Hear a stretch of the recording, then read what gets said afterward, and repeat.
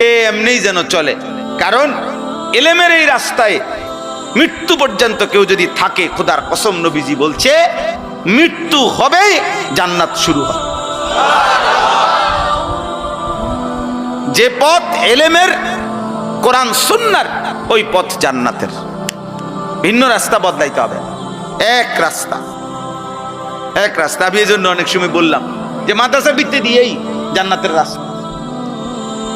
জান্নাতের রাস্তা কোরআন দিয়া, মাদ্রাসার ভিতরে দিয়া, বাজারের ভিতরে দিয়া না, চা দোকানের ভিতরে দিয়া না, কোরআন সুন্নাহর যেখানে চর্চা হয় ওর ভিতরে দিয়েই কি জান্নাতের রাস্তা। এই পথেই জান্নাত। যে পথে আল্লাহ, যে পথে রসুল, যে পথে সুন্নাহ, যে পথে কোরআন, এ পথেই যান। এজন্য দোস্ত, সহজ কথা আমরা সবাই বলি, স্পষ্ট মনে রাখবে, আমরা যারা মাদ্রাসায় পড়ছি আমাদের তো গন্তব্য আখিরাত। এই জন্য আমরা এখানের হিসাব কিতাব মিলাই না। দুনিয়া আমাগরে মূল্যায়ন করে না করে নাই, আমাদের সামাজিক মর্যাদা আছে না নাই, আমাদেরকে জেনারেল শিক্ষিতরা সম্মান করে না করে না, আমাদেরকে সরকার মূল্যায়ন করছে না করে নাই, আন্তর্জাতিক বিশ্ব আমাদেরকে মূল্যায়ন করে না না করে, কিচ্ছু না। আমি তো আমার অর্জন জ্ঞান আমি এই জন্য নেই নাই তো আব্বা, আমি নিছি আখিরাতের জন্য। তো আমি এনে থাইমা গেলে তো হবে না।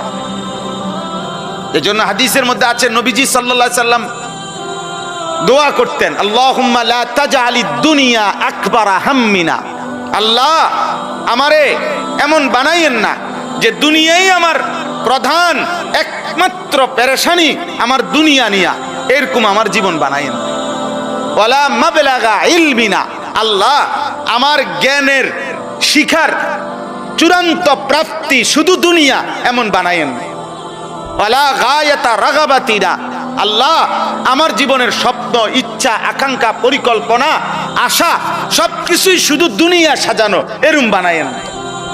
নবীজি দোয়া করেন, আল্লাহ আমি যেন এখানে থেমে না যাই, আমি তো থামবো আখিরাতে, আমি তো থামবো আল্লাহর সামনে, আমি তো থামবো মিজানের সামনে, আমি তো থামবো ফুলসিরাতের সামনে, আমার চূড়ান্ত থামবো জান্নাতে। কোথায়? জান্নাত। এজন্য একজনই বুঝে, একজনকেই বললাম। আল্লাহ তাআলা আমাদেরকে বলছেন যে বান্দা গোটা পৃথিবী ঘোরো, তামাম জমিন ঘোরো, কোনো সমস্যা নাই, কিন্তু তোমাকে ফিরতে হবে আখিরাতে, আল্লাহর কাছে, এটা মনে রেখো।